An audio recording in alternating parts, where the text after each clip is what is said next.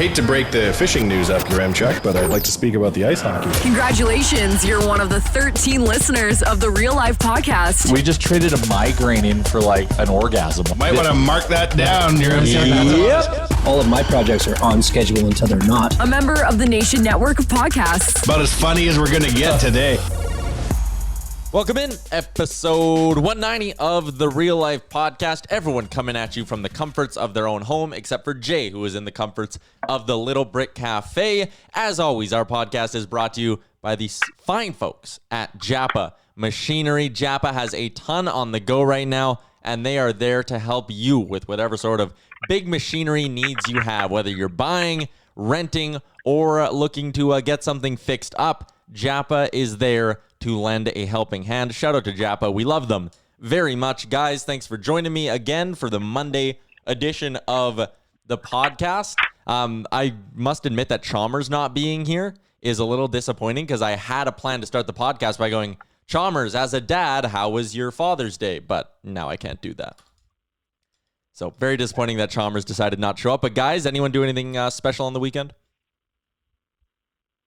I went golfing on Friday with Chalmers, and we kind of briefly popped in the Nation Happy Hour. So that was fun. And then kind of outside of that, just chilled, did some yard stuff, and enjoyed this beautiful weather. I got to get roasted by my dad for 6 hours yesterday because it was Father's Day, and that's what he does. He's a ball buster, and he, on Father's Day, he's got a free pass to do whatever the fuck he wants. So he just kind of took shots at me, my sister, and brother all day, had good laugh about it, and it was a good day. Nice little barbecue, sat outside, a couple of Nation beers, fantastic Sunday. I watched a shitload of Unsolved Mysteries on YouTube from the mid-90s. If there's a scarier man alive than Robert Stack in those shows, There's not. And it was very entertaining to me because when you watch Unsolved Mysteries now with your 2020 brain, you realize the quality of the acting and shit is so hilarious. And it's like, join me, Robert Stack, as I follow you into little Jimmy playing down by the dam. And the dam upstream is breaking, and Jimmy doesn't know. And you're watching this shit, you're like, oh my God. And then you have to wonder, like, what percentage of this shit was ever solved? A lot of this seems pretty fucking dubious they were going to catch anybody. Like, if you've ever seen a person 14 years ago in this park, call us. Like, that's our last hope. But that show had a hell of a run. Oh, of course, it scared the shit out of me as a kid. The theme song of that show terrifies me to this day. Well, that's what everything was scary about it. The music on that show is terrifying. Robert Stack's delivery and his cadence and the way he just dead-eye stared into the camera as he was talking about these horrific crimes was horrible. And it made me think about like this era of television where we watched, I don't know if you guys ever used to watch Rescue 911. Mm-hmm. Remember that show? Mm-hmm. And that scared the shit out of you too, because that was also Timmy playing down by the dam before it broke. There's a lot of, when I was little and watched Unsolved Mysteries, I assumed at some point in my life I would have to do like a big sleuthing and solve a crime of my own. It was preparing you. Yeah, so I'd watch it to be like, how do you catch a murderer exactly? Well, now I hope they did obviously I fell off the Unsolved Mysteries train back in the early 2000s. Did you know that it was on until 2002? I had no idea that's what it I did not. The ones I was watching were like mega old, and they showed a call center with people answering phones left and right. Like, I wonder if that was real or actors or... Well, and I hope they did some kind of, I'm going to try and look around while we're talking about it, but I hope they did some kind of update on how many of those unsolved mysteries had some kind of conclusion. Well, they kept making reference to like updates from old episodes being like, do you remember this person? They're in jail. Let me bring you to we did it again. Here's an article from CBS in Tennessee titled Netflix Rebooting Popular True Classic Show Unsolved Mysteries. Oh my God. Robert Stack, I assume, is no longer on this side of the dirt. Well, it looks like in 2017, Unsolved Mysteries YouTube page still allows people to submit their mysteries. If accepted, Unsolved Mysteries will post a video describing the mystery and ask for user feedback. One thing I thought about, it's strange that, have you ever seen social media being used to solve a mystery? Only during the Making a Murderer period from, what was that, like 2013 or whatever that show came out. There'd be like an Unsolved Mysteries Instagram account at this point. They were like, "Did you see this man walking in a park 14 years ago? Click here." Sadly, Robert Stack did pass away May 14th, 2003. Well, it's hard to go. Right after. And cause of death? Broken heart, it seems. Undetermined, Jay. Undetermined. A mystery? That's what the reboot's going to be based on, is what happened to Robert Stack. Well, maybe they ended the show because he passed. From the sounds of things, the timeline's the same. Yeah. But yeah, that show scared the shit out of me. And then I went to sleep and dreamt I was Timmy down by the dam. Robert Stack, born Charles Langford Modini Stack. Come on. Yeah, that's a hell of a name. Well, to bring things back to sports, as I generally like to do. There are no sports, your M-Chuck. Ryan Rishaug with some interesting news passed along today detailing Edmonton's plan for a hub city. In that report, Ryan Rishaug of TSN says that Edmonton has tweaked their proposal and has made it so it's almost an Olympic Village style hub for the players. They would have golf simulators, basketball courts, movie nights, video games, live entertainment, ping pong, pool tables, lounge areas, and rooftop patios, which all sound like a ton of fun during COVID times. Arrangements with over a dozen of the city's top-end restaurants as well. Arrangement was with golf courses to make sure players have a golf course they can be playing at. All of that stuff. And they added, while families likely won't be in the bubble, OEG is coordinated with Alberta Tourism to create a vacation experience in Jasper, Banff, Canmore, and Lake Louise for family members to take part in while play is underway. So Edmonton beefing up their proposal a little bit. For me, and I tweeted this out yesterday, got a lot of attention. I had someone come to me with some info. It sounds like the players don't think they're coming to Edmonton. It sounds like the players are under the impression it is just a matter of time until it is Vegas for the East and Vancouver for the West. Things still seem up in the air, but Edmonton's proposal to kind of beef things up, you guys got a take on that? I think it's funny that first of all, Vegas is the Eastern hub, that it is also in the Pacific time zone. Yeah. Yeah, and I mean, it's quite the rollout in terms of an offering now. Like, once again, yes, I'm jaded, but also, in the name of numbers of cases, still Edmonton is one of the better places. Like, this should just be about the whole purpose of selecting a hub city is where's the safest place to do this. And then the fact that Edmonton wants to double down and provide this crazy experience, especially taking care of the families like they are.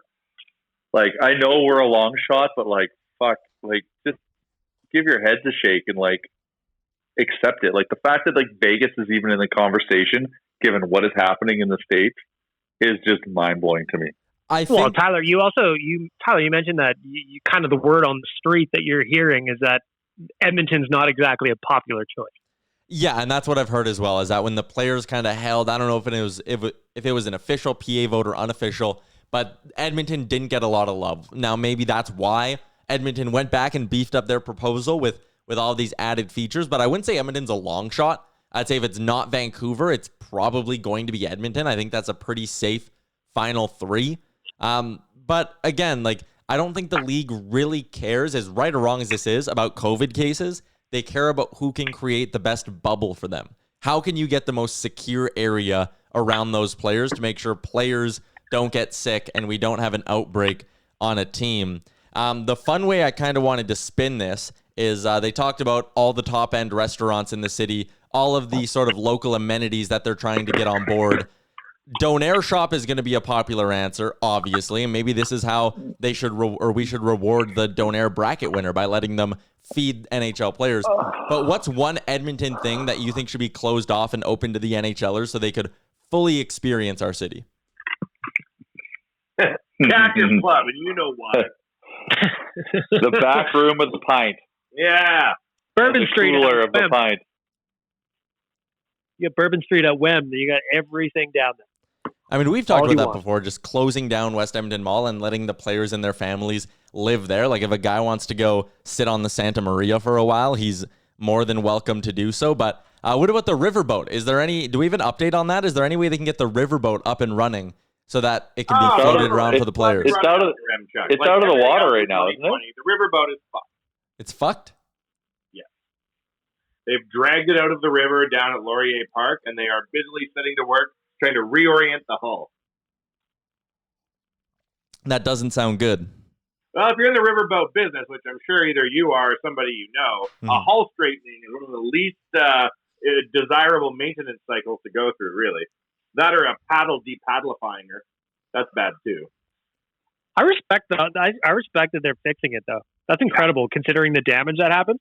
So I drove down and took a look at it. Like, the amount of equipment that they have working on that thing, the riverboat is owned by the right people. Oh, is it ever? It's the only chance that it has is with its current owners. Back to the Hub City thing. Would you, like Jay, you kind of said, you're a little biased when you talk about this. Would you guys be disappointed at all if it's Vegas and Vancouver? Like, would you be disappointed that Edmonton wouldn't get it, or do you not really give a shit? So like I said, it's yeah. There's some biased reasons why it's great that it would be here. Some limited businesses will be supported by this, but for me, it's just all the attention Edmonton will garner from being a hub city is what I really enjoy about all this. So will I be disappointed if Edmonton's not a hub? Yes, but I'm also not also just from science, I would be disappointed. Like the fact that they're so adamant about having it in Vegas. Like, how are they going to build a bubble in Vegas? Vegas is fully functional right now, and just humanity is everywhere. How are they going to build this bubble? And so many vices. How are players going to stay within the confines of that bubble? Listen, if you don't want to go to the Bellagio and watch a go-go dancer in complete PPE equipment weirdly dance around in a hazmat suit, I don't think you've lived. That's fair, but yeah. Did you see that go-go dancers? The go-go dancers, I think it's at the Sands or something, that are in the pit. They're all wearing PPE. It's so bizarre. Yeah, like I just want hockey to come back, and I don't want it to come back and be shut. And let me flip the script on you, Yaremchuk, and ask you a question. Yeah. What do you think is going to happen with the reopening efforts? With society or the NHL? Sports, like everything that's happened with sports trying to reopen and cases breaking out in the last 7 days. Does this make you think that they just need to change their protocols? They're getting their heads wrapped around it. Do you think that the biggest factor in sports for the next 2 years is going to be COVID, or do you think they're going to shut it down? I would not be surprised if this went horribly wrong. And what I mean by that is, what would happen? So we saw there was the report, and somehow Austin Matthews' name got out, even though that's not supposed to be happening. Thanks, Steve Simmons, for that one. But the report that Matthews has it, and some members of the Coyotes do, and some members of the Lightning do, right? So those, if it's 8 players on the team, they now need to quarantine themselves for 2 weeks if they're all positive. Well, what's going to happen? Let's say it's the night before Game 4 of the Oilers series against the Blackhawks. And all of a sudden they go, wow, Edmonton just had 3 players test positive and 2 staff members. So right off the bat, there's an equal chance that it is Connor McDavid, Gaetan Haas. It could be anyone. So Edmonton loses 3 players off their roster, but it's okay. They have a reserve. They bring him in. They lose Game 4. And now it's the next morning. And 4 more players test positive. And then the morning of Game 5, 3 more players test positive. What do you do? Or if it's, 3 players on the Oilers, 3 players on the Hawks, is there a point where you go, we're done. This team can't play for 2 weeks. This team doesn't have enough players. I think the only move is you have to do it eye for eye, like the Old Testament. If one Blackhawk gets it, they have to pick an Oiler to give it to them. It's like the ultimate sending a guy to the bench for serving a bench minor, right? Sorry, man, fuck. Kane got it. You're going to have to get it, Gaetan Haas. He's like, whatever. Oh, you take that trade off all day. Yeah, you take that trade off. But it just reinforces that we got to get these guys to these hub cities and in these bubbles ASAP. Because right now are we shocked? Are we shocked that athletes in Florida are getting cases of are testing positive when Florida is setting records for new cases daily versus during the lockdown or pre-lockdown? Are we surprised? That's a pretty direct correlation. Florida is blowing up with cases, and all of a sudden athletes that are down there are testing positive. Get them out of here. You can't pick these hub cities enough and create these bubbles soon enough to at least try and mitigate this and give it a fucking chance. Well, it's crazy that Major League Spring Training, they're shutting it down. Now they're saying they want to move it to New York. And New York's like, we don't want you. Yeah. We don't want the influx of all these people coming to New York. Like, that's crazy. Yeah. Let's just go to Nebraska. Go mow down a couple of cornfields and turn them into baseball fields. Reward the farmers handsomely for their loss, and put them in a really sparse place. I mean, short of doing that, like, remember when this first started, we were hearing about how the NHL was looking at, like, North Dakota and stuff in their facilities as a place to return, and now it seems like being a hub city has almost been, like, glamorized. It's like, oh, man, you'd be lucky to be... No. It's not. It's just a function. Like, that's the whole thing. Like, and that's why, like, Edmonton makes sense versus Vancouver, because we're not that dense. Right, in terms of population. Well, but by that logic, you should be taking players to like a non-NHL market in the middle of nowhere, and then putting like a biosphere around the town. But they wouldn't have the infrastructure. That's right. Like they need the hotels. They need a little bit of the amenities. They need a little bit of that, and that's why like going into a really dense market doesn't make any sense. I suppose it's also political. Like if you award 2 hub cities to 2 NHL franchises, there's some residual value, but like.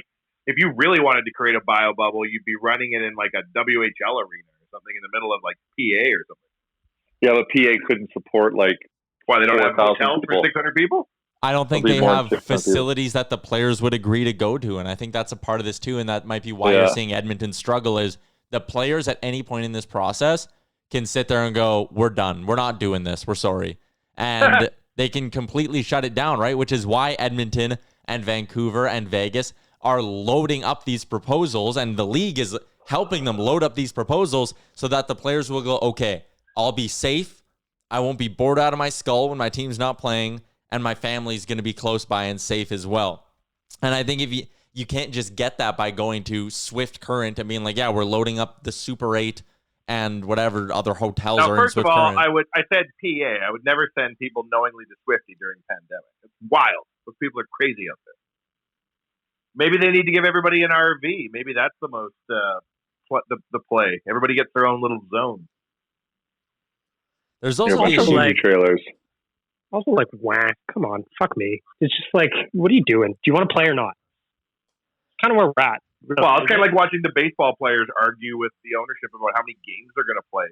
This isn't a situation that you negotiate your way out of, right? This is like there's some fucking hard realities here to how the world's lining up and being like, no, I don't want to be bored playing in a strike or a COVID shortened season in Edmonton. Like, all right, man, if that's really what you think the concern is right now, good for you.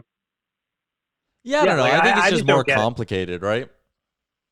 It's more complicated, but at the same time, it's just like, first of all, what's taking so long? I remember I wrote something on The Nation, like, I swear this is 4, 5, 6 weeks ago now, where they were like, okay, Hub City announcement is going to come in the next couple of weeks, and it's just going on. Well, I think what's taking so long is that in the last 5 or 6 weeks, basically more things have gone wrong than right. No, and I'm totally with you on that, but like they still haven't moved their date of being like, okay, we want to kick off on July 10th. What's going on right now? Are we shredding paper? Oh, yeah, just doing some office cleanup. Makes perfect. Sense. Yeah, great. During the middle of a podcast. You want to order a sandwich or something too? Maybe eat that. I ate well before the podcast. I had a cycle salad. It was delicious. Do you work at the tinfoil factory? What is all that crinkling? It's just kind of like they want to get going on training camps on July 10th, and they still haven't announced where these guys are going. You're running out of time. You are. Yeah. And like the other side they need to be there. They need to be in their hub cities like tomorrow. Like, well, and I completely agree with Jay. Like, announce the hub city, and let's get the players there. Let's go. Because there's a bunch of guys that are in Europe. Yeah. They're going to have fucking who knows how they're going to get here. Private jet. Yeah. That'd be sweet, having all the owners swing their private jets around to like. No, I would legitimately lease a jet to go from like Frankfurt to Edmonton and just have regional private jets pick everybody up. Well, you're going to have to do something, but like again, they're going to need to do it like now. Let's get going. All right, let me ask a question. Single answers only. Single word answers only. Your M-Chuck, will the NHL open before October? Yes. Bagmo. Yes. Jay. Yes. Imaginary Sam Gagne, who's on the show every week. Yeah. He's a good man.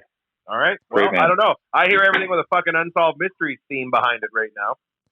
So I don't know. Well, and rightfully so. But at some point, either we shut down, there's one of two. Either you shut this down until there's a vaccine, or you just create the best circumstance and just force your way through it. And it seems like that's the path all major sports leagues are taking. Yeah. So let's just do it. So when are they supposed to make the announcement of the hub cities? No clue. Chris Johnson initially reported that it was going to be today, but that's not happening because now Pierre LeBrun's written an article saying that a handful of cities are still in it, and he's like, LA still thinks they have a chance.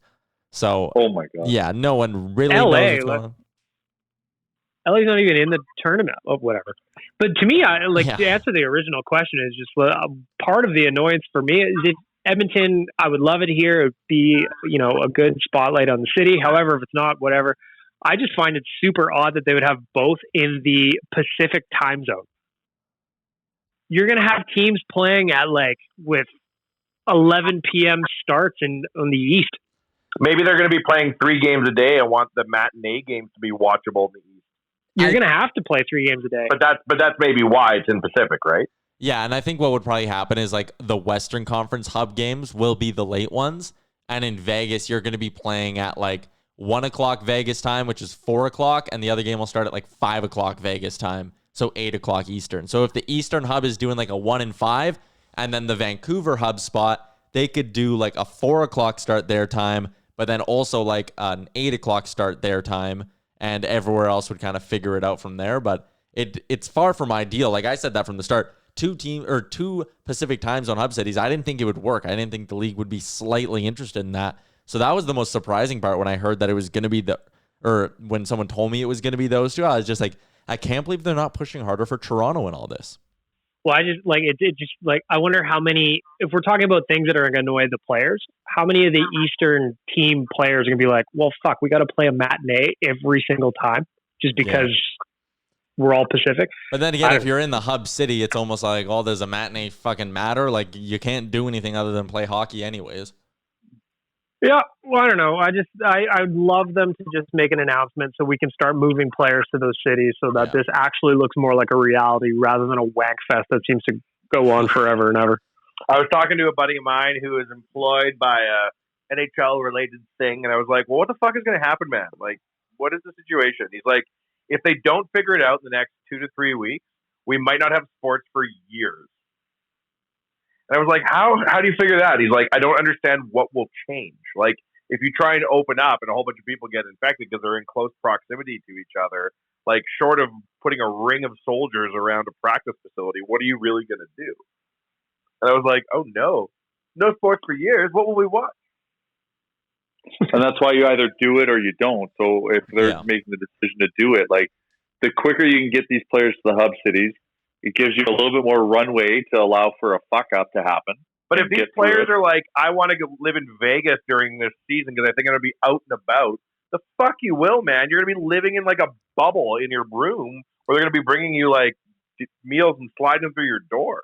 They're going to be, but it's not going to be like that. If you look at Edmonton's pitch, it's not going to be like that. It's going to be, yes, you'll feel you're going to be confined to some spaces, but I think they're going to provide these guys some room to maneuver and kind of live their life. Yes, they won't, and nor should they be able to just engage with the population of that city. They can't be wheeling into Cactus Club and shit. They have to have all their food brought to them in a fucking boardroom or something, or the ballroom. Yep.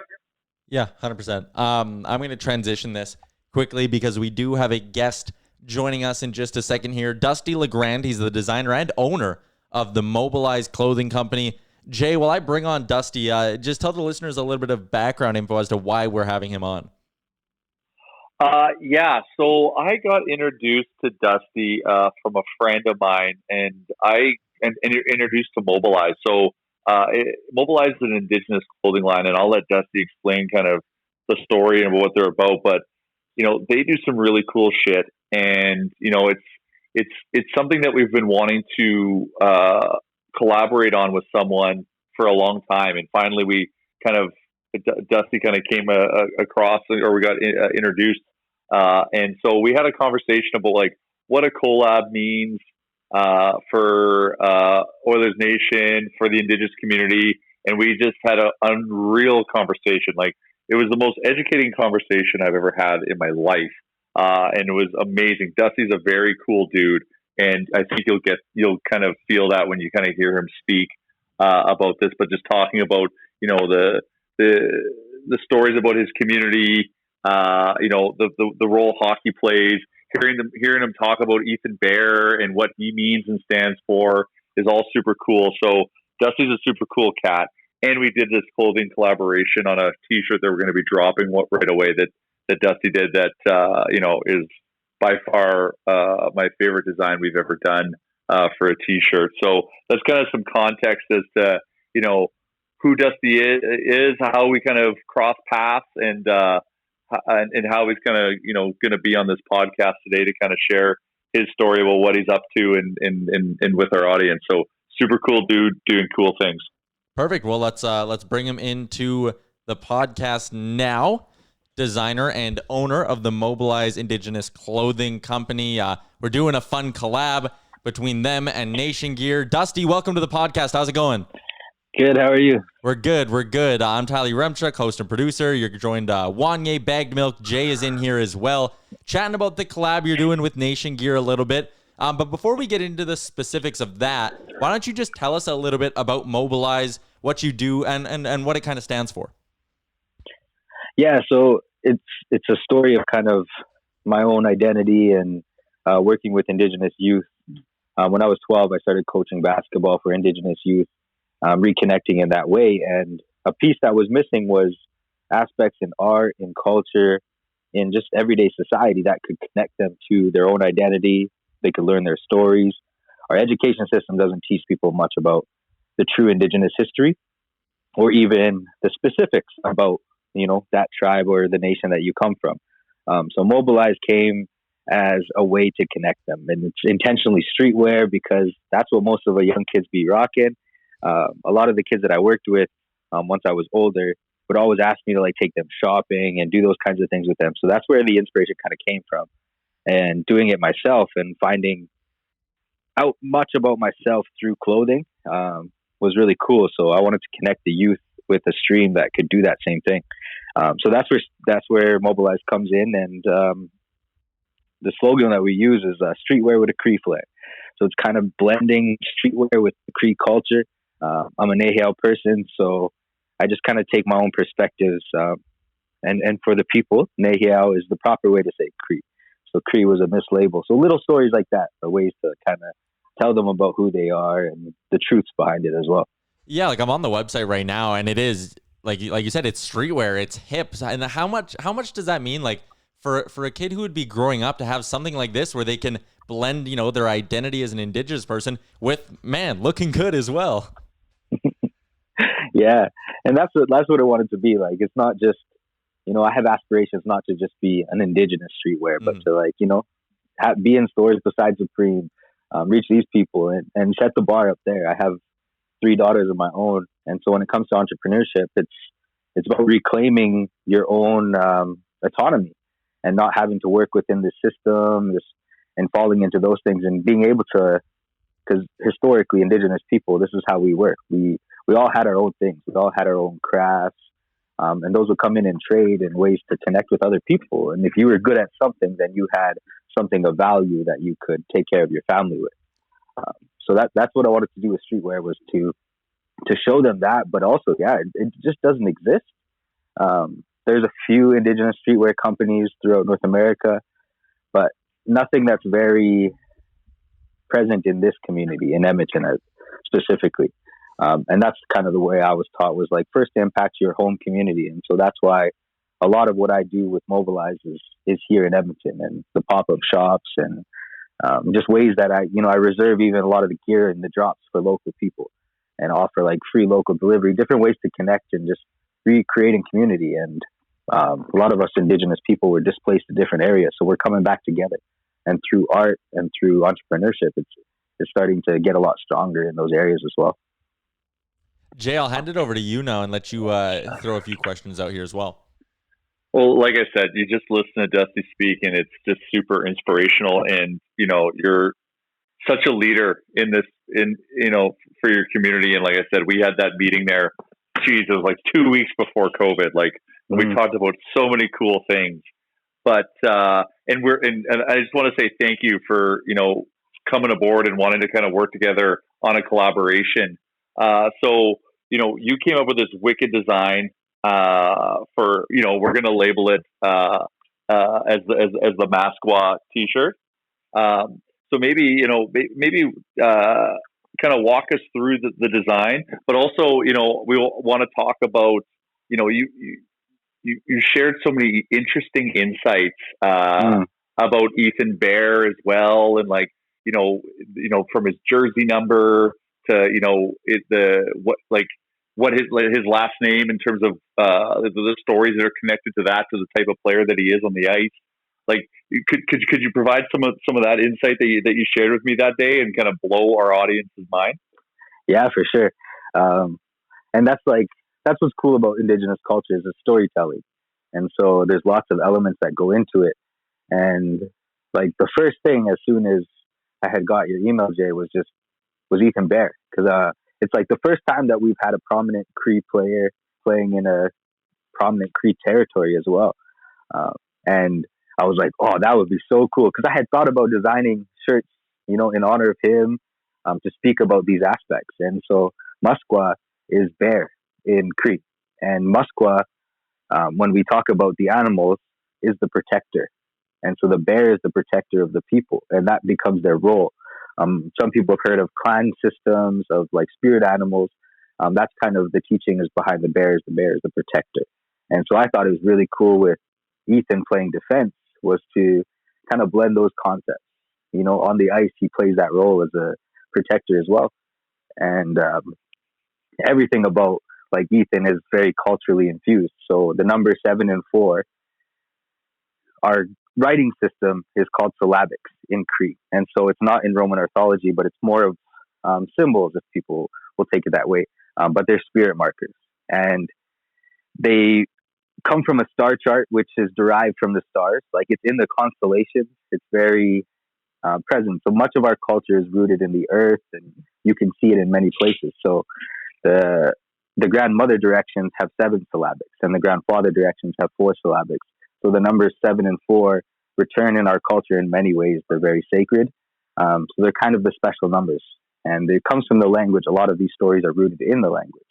And so just those aspects of Ethan, those numbers, that he was Cree, that I am Cree, and to be able to tell these little aspects, I think is the way that we connect our communities. And we let people know about us from, breaking down the walls of stereotypes, of biases, of mislabels in those ways, and being like, no, this is who we really are. And it's a lot deeper, and there's many, many stories to it. So it's really cool that Ethan is playing on the Oilers right now too. And so those little things are kind of like many of our teachers, our elders will speak of, that things happen at the right time when they're supposed to. And so like this coming together right now is very interesting. Yeah. And like, see, like I told you guys, it's super cool, kind of the whole backstory when you kind of hear all that stuff in terms of like the meaning behind everything. It's like I said, we sat down that one day and had coffee, and I just had chills the whole time. For us, like in the motivation, I was like the nation, or like Oilers Nation, we have a huge Indigenous community in oil country, if you will, right? And it's something that we support, and but we didn't really go deep on. So we're like, I just feel very fortunate, Dusty, that you came and you wanted to work with us to help kind of create something to represent and respect that community by collaborating on the shirt, and just hearing like I said, Dusty's got some ideas, man. This guy is hustling. So like this is just the start, of hopefully a beautiful relationship where we can go deeper on stuff like this. So maybe just walk us through the design itself. We're going to launch it either later today or tomorrow. So kind of walk us through what you did here, my friend, outside of just making something beautiful. There's more to that than just its optics. Yeah. So the front is you'll see more of kind of an up close of a bear, and the mouth is open, and just that aggressiveness and that energy on the ice as a defenseman to just be like, everybody's coming at you, but you're ready. So that's kind of what the inspiration of the front was, and that mouth open. I have other designs that I've made similar to this, but this was the one that came out. It's very interesting. The designs or the collaborations that I get very excited about, the designs just flow like really easy. Like they just come out, they're just perfect. And so on the back, we used the syllabics for Amiskuchiwaskaega, which is the Cree name of this territory, which is Beaver Hills House. And wanted to show people that Edmonton has a Cree name, and that the Cree people were here had a label for this. And the waters are always a meeting place. So most of the big waters are where the Indigenous people would come together, where these trades would happen. And so Edmonton was a big meeting place. And myself, I come from the Papaches people, which is the River Valley people. We're like the Cree River Valley people. So it was really interesting to be able to like tell these stories, to connect that. And so it was just that aspect of Oiler Nation was really cool too, because as Indigenous people, we don't really refer to ourselves as tribes or clans or things like that. We actually refer to ourselves as nations, independent nations. So there's the Cree Nation, there's the Blackfoot Nation, the Dene Nation, and they're all their own nation. And so even in the treaties being signed, those were the nation-to-nation relationships between the specific nations. So it's these little aspects that we get to tell people about of what we, who we really are as people. And most of my teachers tell us that, where we're at now with what has happened, there's been some ugly things, but it's about moving forward in a good way. And I think this collaboration with Oiler Nation contributes to that conversation and allows two communities to come together through the sport of hockey, which is, I played college basketball, so I know the power of sports for connecting people. When I was playing, I was like one of the only Native dudes in all of Alberta playing college basketball. And so, but it connected me with a lot of people who were not Indigenous and got to learn these stories, and vice versa, got to learn about them. And I think sport is a really cool way. And when we go Northern Alberta, hockey is like the biggest thing. Like they don't play basketball. They don't really play anything else. Baseball, like they play hockey. Like hockey's the thing. And so even that, like I'm excited to tell a lot of my following, because they're going to be so shocked. Like, oh my goodness, you're doing with Oiler Nation. And so that's going to be really cool for them as well. And so it connects our communities in a really gentle way. Yeah. And like I said, like our platform is your platform, my friend, because you do such a good job of telling the story and educating everyone. And I think, this shirt is just with everything that you put into it is such a great start. So we're also donating a portion of the proceeds of the sale to this. I guess it's not to charity, because it's I'll let you kind of walk through it, but it's an initiative. So we'll walk through where we'll be making these donations to, Dusty. Okay. I think they began back in 2012. It's the Alberta Indigenous Games.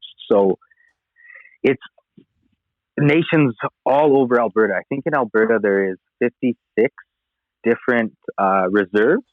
And so this game brings together all those different people. So it started as just a small thing for a lot of local Indigenous youth. And it encompassed like all the sports, soccer, basketball, volleyball, hockey. So it's like a mini Olympics, and track and field. And there's even rowing, canoeing. And many of the sport bodies of Alberta are sponsors or participate through reffing in different ways. So these young Indigenous athletes are actually getting a way to interact with college scouts, with different people. And many of these kids that come from reserves, they're not in the cities very often. So they're not getting seen by these people. So it creates a stream for them. And last year, it's grown to be bigger than the Alberta Summer Games now. So last year, it pulled in 3,000 Indigenous athletes between the age of 12 and 17. And it was all over the city. Like FX Rec Center was completely booked for 2 weeks just for these games. And it was really cool. I coordinated basketball for last year, and I was also a part of the creation of this. It was started by a guy named Alan Ross. He's passed on now, but he is somebody in this community that brought Indigenous people and sport together, obviously through initiatives like this on a very high level. And that was as soon as, with this involvement of sport, they were the community that I wanted to give back to, because they're doing really cool work. Basketball Alberta is working in partnership with them, lacrosse Alberta, volleyball Alberta, rugby Alberta. So it's a really cool initiative, and there is some really talented Indigenous athletes that you'll see at these things. And much of them aren't getting seen, and they're not playing against Ross Shep or Amy or these big schools, so they're not getting the same exposure. So Alberta Indigenous Games is offering that. And most recently, a really cool thing that happened before or after this collaboration of this shirt is Ethan Bear is sponsoring their summer fitness challenge. So because of COVID, they had to cancel the games. So it used to be every 2 years, but now because of the growth, it's happening every year, every summer. And they're growing so big that the guy said that they might actually start bidding for where they host the next one for next year in Alberta. And so it's a really cool thing. But Ethan Bear is the spokesperson for the Summer Fitness Challenge. So instead of having the games, they're having a Summer Fitness Challenge where over 500 people have signed up to be a part of this. It's just promoting wellness and activity every day. And so they have people like Ethan Bear who are running them through workouts online, and there's really big prize packages that are available for everybody. So just the work they do is really cool, and there's nothing really like it that's going on for the Indigenous community on that level. So I really believe in what they're doing, and just wanted to give back to the community in that way. Wandi, I'll hand it over to you now. I think you had a question to ask about Ethan Bear specifically, right? Well, I'm just extraordinarily impressed by this entire thing. I hate this podcast. And for the first time, I'm like, I'd listen to this. This is actually an interesting show. Thank you for coming on here and bringing our normally 2 out of 10 up to about an 8.5 for interesting. The shirt is awesome. It is really rad. That's cool. I think, going forward, I agree with every single thing you said in your entire speech. It was very well done. Think of us as people that we would love to work with you guys going further, right? We try and support charitable initiatives, and our readers and Oilers fans have been amazing at rising to different challenges. We've worked with different charity groups, different organizations, and also youth groups too, right? And I think you guys are really awesome to create something bigger than the Alberta Summer Games that quickly. Shows what an immense demand there is, right? Mm-hmm. This isn't something where you're having to convince people to play sport. They're already unreal. They just need like you said, a lane, right? Mm-hmm. That's really interesting. My question was about Ethan Bear. I heard this is a low-brow question. You're talking about some odd high stuff, and now I'm going to come here looking like a goof. But a buddy of mine saw Ethan Bear out on the town before all this COVID nonsense, and he had an extra star power level to him where everybody was oh, there's Ethan Bear. He's white girls are excited, Asian girls are excited, Indigenous girls are excited. They're Ethan Bear is going to do very well for himself. Have you seen him out and around? Does he have that star power? He does, and you just see in the Indigenous community, he's just he's the guy right now because he's playing for the Oilers, and he's our guy. I'm sure his jersey sales are through the roof, and just that's what's empowering to the people is they finally can see one of their own. And even for the youth, they're seeing this possibility if Ethan can do it, I can do it. Mm-hmm. And so I think that's what it's about. Even just entrepreneurship is just showing the young people, the next generation that, I can do that. And what I'm dreaming about is possible. I always wanted to do that with basketball. I wanted to be the first dude to make the NBA. And then I blew out my knee in college. And it was a whole different thing, but it was interesting because I think you still moved the yard marker pretty far down the road. Congratulations on playing the ball. That's no. Yeah. I think you made an excellent point about moving forward, right? And I think that's a very well said point. And what you need is heroes, right? If Ethan Bear goes top shelf in the 2026 playoffs and wins a series against San Jose, we've delivered an awesome bridge between our peoples, right? And you guys supplied the hero, right? And that's what's neat about sports. Nail Yakupov coming over here, right? He's from the middle of absolutely nowhere in Russia, And like there'd be very little chance he would come to North America were it not for sport, right? And then to be sitting 2 lockers down from Ethan Bear, conceivably in an alternate universe, like that's really cool, and that builds a lot of bridges, I think, between a lot of disparate cultures all around the world. And we realize like we're all the same, right? Yeah, I think Ethan Bear has that potential. Sheldon Surrey did that too, I think. Like, when Sheldon Surrey around, I was like, oh shit, this guy's going to be the hero of Northern Alberta. Yeah, and there has been like, I actually have a friend, his name is Name Cardinal, and he has one of the coolest hockey card collections. It's the Indigenous hockey card collection. So he has this extensive data of all the Indigenous players, and I've learned so much. Like I knew about Fleury, Carey Price, Tutu, these guys, like the bigger names that way. But he has discovered so many people. And little work like that also contributes to that conversation of them seeing themselves and be like, oh, there isn't just Ethan Bear. There's been all these guys too. And Ethan is one of the most like visibly Indigenous people too. And so I think that aspect's really cool is because there hasn't been somebody like that. And even in that visibility, we've faced a lot of pushback from, people that just don't understand. Like even myself, like having long hair, I have really long hair. I get followed every time I go grocery shopping, like these things happen. And, it happens to our youth, and there's still a lot of holes in the system in those ways. So someone like Ethan Bear getting where he's getting is just like, you know what, you probably navigated that same thing. You grew up in Canada. You grew up in Saskatchewan specifically, which is another game of between the urban and rural people there, or the Indigenous and non-Indigenous there. So he has experience through that and stories through that the youth can learn so much from. And yeah, just like you probably couldn't. I don't even know if any Indigenous people would say Connor McDavid's their favorite player on the Oilers. like that's the level it's at. Like even I would be like Ethan Bear. I know how good Connor is, and I know how special it is to have a player like him. And also to have Ethan playing at the same time that Connor McDavid is on this team as well. Like to have someone that special. Because, you could just watch him in the game and you're like, yo, Connor's a different breed of people.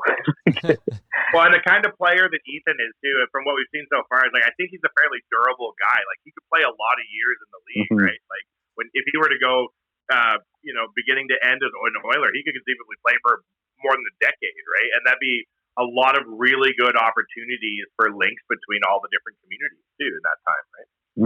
Better he stay here, right? Like, no one should go to, Florida, but especially Ethan Bear. He should stay up here, level up here. He does a lot in the community, too, doesn't he? He's really getting out, right? Yeah. Jay, before we wrap this up, I'll come back to you one more time if you have any closing thoughts or questions. Well, I just once again want to thank you, Dusty, for answering that initial email and having that great conversation with us to now, materializing it into a collaboration here. So something, I'm super excited for. And like I said, I had that first meeting was very inspiring, and I'm glad you got to come on the podcast and share a bit of the story and the mission with the audience, because I'm sure they're going to get the same feels that I did when we first met. So I just want to say thank you for, jumping aboard. And, I look forward to doing more of this, and we're going to be launching this shirt here right away. And I'm excited to see how it goes, because I know how your shit moves, and I apologize for swearing, but the minute Dusty drops something, it goes. So it'll be exciting. It's an exciting project to see kind of come to fruition, and I can't wait to see how it kind of moves once it's live and out in the world. And come back on here with us. Let's check back in. Yeah, we'll definitely. Yeah, sounds good. All right, Dusty, we appreciate it. For those who want to know more about Dusty's company, we will have a link to his website in the article for the podcast on Oilers Nation, and look for that shirt on NationGear as well. Dusty, thanks for doing this. Have a good one. Yes, thank you. Take care, buddy. Thanks, man. Take care, Dusty. There you go. That's Dusty LeGrande. He's from Mobilize Clothing. That was really cool. I'm not surprising anyone when I say this. That was unlike anything we've done on the podcast before, and I'm happy we got a chance to do that. Oh, that was unbelievable. Good job, Jay. Oh, like I said, this guy is such a cool dude, and his ability to tell story is unreal. You can sit and just, I was he had to leave. I could have just, when we met, he only had an hour. I could have sat for 3 hours, because he was educating me on everything. That's why. Can we make a video about the Ethan Bear T-shirt where he's explaining it and telling stories? We could definitely probably do it from the audio side. The video might be. Yeah. I'm going to throw a clip a up separate of that. piece. Yeah. Yeah, I'm sure we can get a separate video done. Yeah, and just have him explain it, because I think like me listening to that story made me want the shirt more because I understood it. Before I just thought it looked rad. Yeah, that's the whole thing, right? Like it's a design, but like I wanted Dusty to come on and kind of explain the meaning of everything, because it's like it's deep rooted, and so like you wear that shirt because it's got purpose, and yeah, no, it's super cool. Like I said, this is something we have talked about that we wanted to do, but we have to collaborate with an Indigenous person on this, because we want to give them the full creative license. So the fact that this manifested, and I was able to meet Dusty, who like I said, like his shit is legit. Like I follow him from afar, and I'm like, hey man, like I tried to buy a hoodie. It dropped like 30 minutes prior to me reaching out, and he's like, oh, sorry, dude, it's already sold out. And I'm like, fuck. Really? yeah, it's crazy. So this guy's doing great things for his community. He's a leader. So the big thing for this is just like, I'm like, we've got a platform. I'm like, use it to tell the story, because people will be fucking blown away. Talking about the hockey elements, but just even getting deeper on the whole, their story, right? And talking about all the different nations and all that. Like, I learned so much. So it's super, super cool. When he started saying he's the River Valley guy, I almost started screaming and yelling like, no, we are too, we love you, yay. But well, there's another conversation there to be had, because there's another conversation to be had there that we had loosely talked about last time that we're going to get deeper on, because his sister's also a nationally recognized Indigenous artist. Cool. So there's a ton of cool shit to work on, and like I said, we just want to we just want to be a platform to help elevate the awareness of all this, and get a guy like Dusty whose storytelling ability is so strong to like kind of get the message out, because he's doing his thing and he's doing a great job. But it's I think with any element of exposure we can provide that guy will go a long way, because he's already selling out hoodies in 30 minutes. He should tell us how to work NationGear, for fuck's sake. Well, yeah. We have a lot to learn. Well, we have a lot to learn from on how to run a business. That's for sure. But also just like the whole Indigenous history is super neat. So yeah, I think it's interesting, right? Like all the social activism right now, and Black Lives Matter stuff, and police force, and all of these very credible social issues, right? And racism, and what do you do about racism? The best way to weed out racism is to interact with different cultures, right? Mm-hmm. So, like, for example, when I went down and lived in rural Mexico with, like, OG Mexicans, there's no white people for miles. I was, like, the only white guy I saw for 4 months, right? The way, do I have any issue with, like, racism and stuff like that with Mexican people? Of course not, right? I didn't beforehand. But now, having gone down there and having a bunch of Mexican friends, you view the culture very differently, right? Because you have like examples and stuff. And I think this is like a really good way too. Like Ethan Bear could legitimately build a big cultural bridge. Yep. Right? And having a guy like that on the show and like talking the way that we did and the way that he did, he spoke very well. He got that's a really good thing to come from just moving forward. Like he said, that's the right way to do it. 100%. It was a great conversation. I'm happy we had it. Guys, we don't have a lot of time left in the podcast, but one thing we like to do every Monday on The Real Life is take questions from the listeners. We got time for one. It came to us via Angus on Instagram, friend of the show.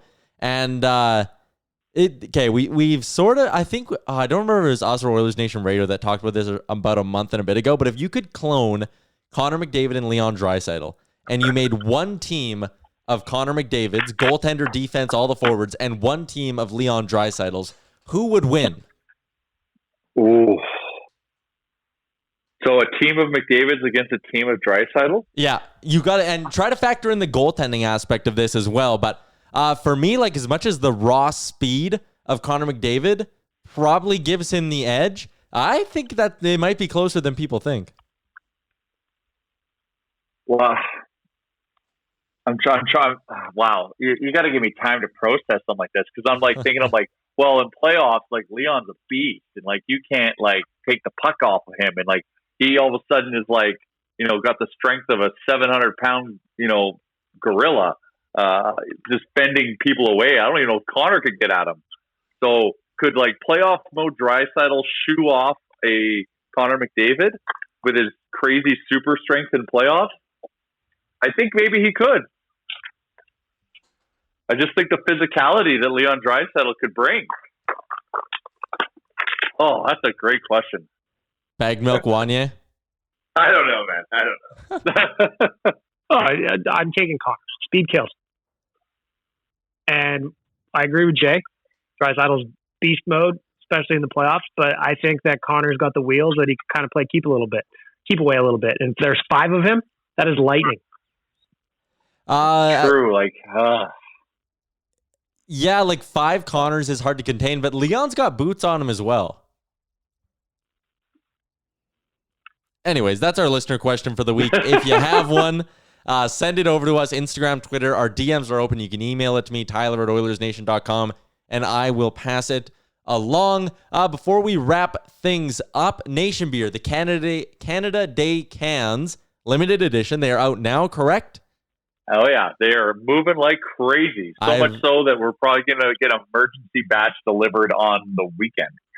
Not bad. And Oodle Noodle, do we have a charitable update from our friends at Oodle Noodle? So this week, Oodle Noodle is partnered up with Concrete Theater and the 3.7% Initiative. So the 3.7% Initiative is a group of women and non-binary people who are ethically diverse and invited to join us in creating a new kind of artistic leadership in the theater in Canada. So funds go to support that theater group. Right now, we know artists, without we get together and consume theater are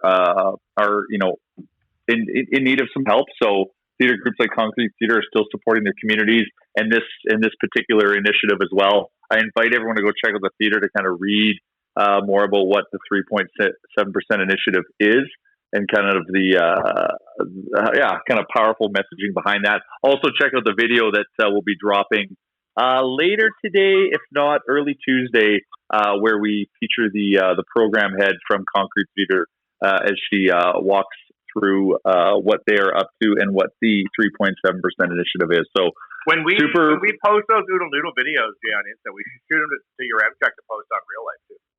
Sure, you absolutely. Could certainly do that. Yeah, no, it makes sense. We're telling everyone about this, so we should give them the visual associated with it. Yeah. Can we get Oodle Noodle to work with the Indigenous games, do you think? Can we support them? I'm sure we can find a way. Yeah, of course. The answer is yes. We'll just we'll figure out what. Yeah. So 100%. We can loop that in because, like I said, we want to support we want to support so many different things, right? So we wanted to support an artistic group talking to people. Oh no, I know, but so that's how so everyone pointed us in this direction. So that's super good. But no, I think it's supporting the Indigenous games is a great idea. I think it's amazing that we support that theater. I think that's the spirit, getting down to organizations with Oodle Noodle donations that would normally never. They're very off the beaten path, right? Mm-hmm. But they're very deserving. You don't get to hear about everybody. That's a wonderful organization to support. Yeah. So that is us this week. So once again, thank you everyone who's been supporting us during this time. We've been able to, raise some decent dollars for some awesome charities like this, and it wouldn't happen without your support. I really want to interview Ethan Bear. I think he's like James Bond, man. I think he's that guy. I have a feeling that he's cool. When history looks back at the sexiest Indigenous players of all time, currently held by Sheldon Surrey, I would assume we all agree. I think Ethan Bear might take him down in the long run. Oh, yeah. He probably has already. He's one silver Lamborghini away from being an all-time Northern Alberta legend in my mind. He could be that guy. I think he is that guy, and just the level for which he gives back and kind of leads and supports his community is amazing, which is the game changer there. So the fact that he's a unreal story on the ice as well. So all right, shout out to sorry, your M-Check. One final thing. I have a question for you. What is Ethan Bear's? Who's a comp for Ethan Bear? what is a good scenario for what kind of player is he like, and what can we expect from him going forward? I don't know if I can even do that right now, because if you would have asked me, like, if I'm going to be blunt, 12 months ago, if you would have asked me what Ethan Bear is going to be, I would have said, probably a third pairing offensive D-man who can play on your power play. And then I probably would have said a year ago, and I've probably been on record saying this, the Oilers are probably going to have to trade either he or Caleb Jones for some forward help. And I was pretty vocal about how the clock's ticking. You probably got to move one of those young defensemen. Flash forward to now, he is untouchable. He's proven to be a bona fide top 4 offensive right shot defenseman, which we've been craving in this city for a decade plus since Chris Pronger left. So to me, he's untouchable right now, and the progress he made in 12 months makes it nearly impossible to judge where he could be 12 months from now. I got to jump in on that too, Tyler. Like, we've been doing Oilers Nation for 1,000 years now, it seems like. Yeah. I don't remember anyone on the Oilers back end like Ethan Bear. From the fact that he's a right shot, he's solid. The little plays he makes with the puck in all 3 zones, he's incredible. His puck skills are awesome. He's solid. He can defend well. His offense is only going to get better. Is he like a Niedermeyer? Like, what's a comparable player? I mean, Niedermeyer's a Hall of Famer, but... You know who I was thinking about, actually, Tyler? Tell me if I'm wrong. But remember when Lubo was here? Just the way he kind of moved around, the way he can make passes, the way he had some nice puck skills. He could run a power play. Obviously, that's a loose comparable, but I think there's something kind of there. Yeah, I mean, pick a puck-moving defenseman, but I think you're right, like a Lubomir Visnovsky in his prime, who, wasn't necessarily a defensive specialist, but was the furthest thing from a defensive liability, and who just gets you out of trouble by moving his feet and moving the puck and passing the puck well. I think those are kind of the things that Bear does well. His patience. God, he's got like Zen-like ninja patience right now, where like the stuff he tries to do in very tight circumstances is just mind-blowing. So his IQ or just the way he sees his game is really evolved. I don't know what to compare him to. I still need more time, but I'm just very bullish on where he's going and happy that he's wearing an Oilers uniform. I wish I could go through like all the nation's tweets just very, very quickly and see how many times I've tweeted about Ethan Bear making some cool little play with the puck in his own zone, because he does it all the time, and sometimes you don't even notice it until you see the replay. But this kid he's got hands, he's got wheels, he's the best. I love Ethan Bear. I like that we ended the podcast with some Ethan Bear love. That's good stuff. We're also going to end the podcast with a little bit of love for our friends at Japa. JapaMachinery.com. You can also give them a ring, 780-962-5272. Try them out on rental of a demo, whatever you need. Japa's got it. Shout out to Japa. Shout out to you guys. Shout out to everyone listening as well. Guys, have a good week. Talk to you again on Thursday. Peace. Episode great. Thanks, everyone. 90 of the Real Life Podcast is over. Great job on making it through the entire hour of the Real Life Podcast. Don't forget to like and subscribe wherever you get your podcast from.